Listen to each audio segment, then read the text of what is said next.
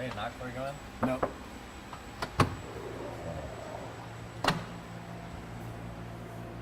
Smells wonderful, doesn't it?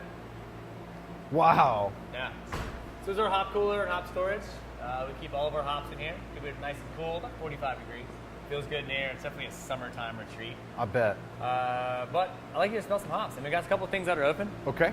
First one we'll do, this guy right here. This is called Chinook. Chinook's in a lot of our beers. If you want to take a handful, cup your hands. So why pellets? All right, so you have a few different types of hops you can use. You've got wet hops, are hops picked from the vine and into your beer in under 48 hours. So they have to be extremely fresh, literally still wet and sticky.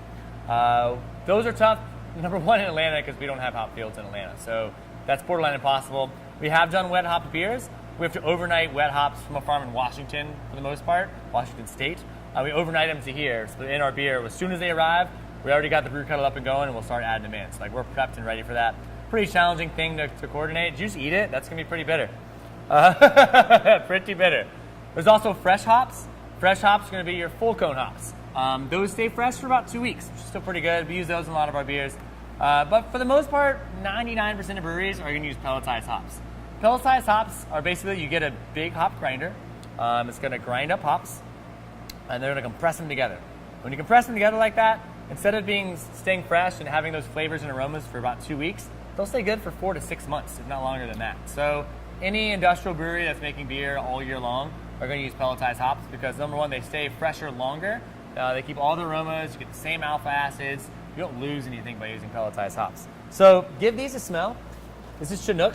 It's going to be a touch earthy. Still has a nice citrus aroma to it. Now, would it help to crush them at all? We could, but these don't really crush that well. These more boil well. So it's still a nice citrusy aroma. It's delicious. It'd be great in like a pale ale, you know? Be good in a brown too. So those are great. Let's smell these. So compare those to Simcoe. You can toss those back in. We boil them. You can put those back in. Actually, I want to see like if I can the difference in the two. So this is Simcoe. Simcoe is going to be way more bright. It's going to have like a very grapefruit forward aroma, very citrusy. It smells like the best IPA you've never had. Wow. Amazing, right? Distinctly different. Yeah, and people do like hop teas. They'll get fresh hops and put them in tea and let them soak, and you get these great bitter citrus aromas. Yeah, and that's what these are great for. So a hop is a distant cousin of cannabis. Cannabis. It's actually the only known relative, so they're cousins. That's why I'm not saying we endorse it, but great weed goes with great beer. They're meant to be together. And both are happy.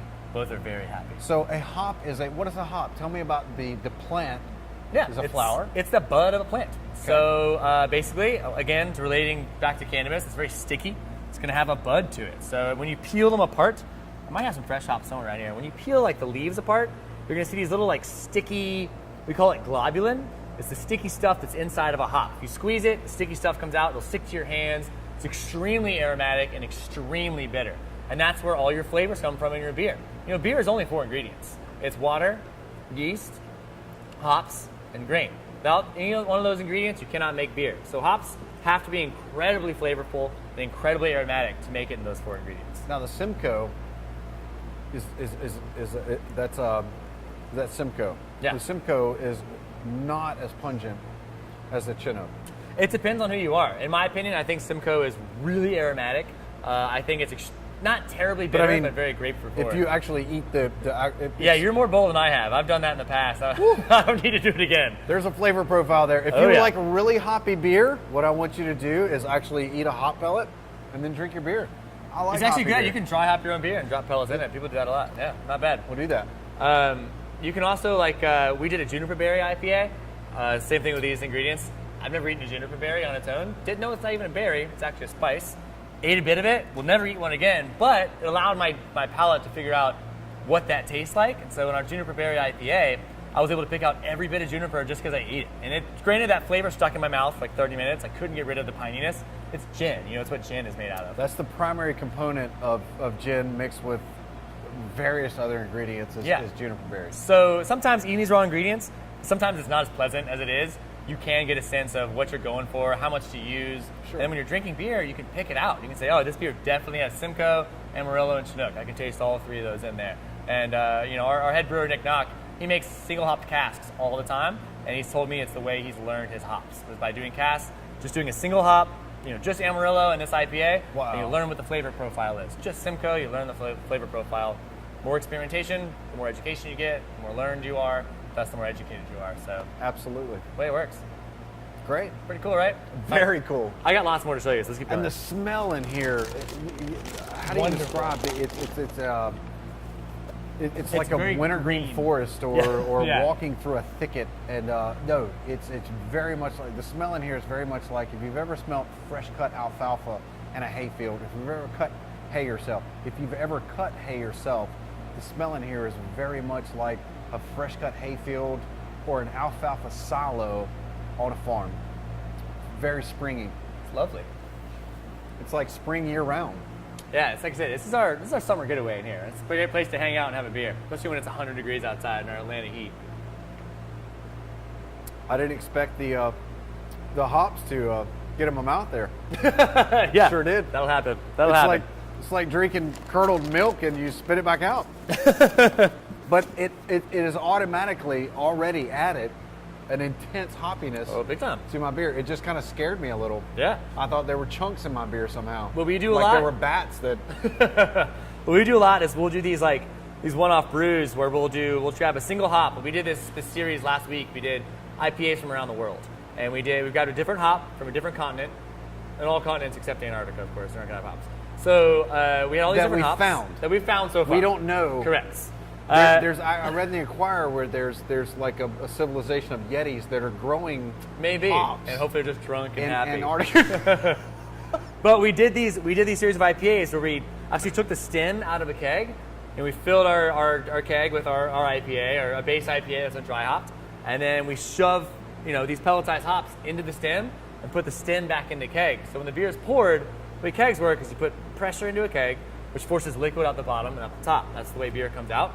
So when you have all these hops in the actual stem, the beer is actually running through the hops almost like a Randall, and they come through and out. So you have like a truly fresh hopped IPA using pelletized hops, and it's a way to talk about learning your hops. It's amazing just to see what you get out of that. Now I had to share that with producer Carlo is a beer aficionado. He loves beer. He's so far advanced, and to put the hops right in the beer. As I've been standing here and actually dropped these hops in my beer, first of all, I forgot that I did it. Second of all, it kind of scared me. I thought bats were on the ceiling and had dropped their own pellets into my beer. And so when I first took a sip of it, unknowingly, I kind of dropped it back in the glass. But when I realized that I had put these few Simcoe hops into my beer, they are starting to empower the beer with an intense hoppiness that, I don't know how many pellets this would translate to in a keg of beer, for example. A lot. Yeah. But this beer right now is hop-tastic, hop-ticular, hop-testicular, hop crazy, hop. This beer is hop. Help me with hops. This beer is Hop-tastic. hop. We're way past that. Oh, did we? Hop-gasmic. Hop-gasmic. There you go. This beer is Hopalicious. hop-alicious, hop-normal, hop-sexy. Is that about you, Renzi, baby? All right. So, what's next? Bottle and keg line and can line as well. Great. Just started doing that. Holy shit. This beer is Hop Yanistan.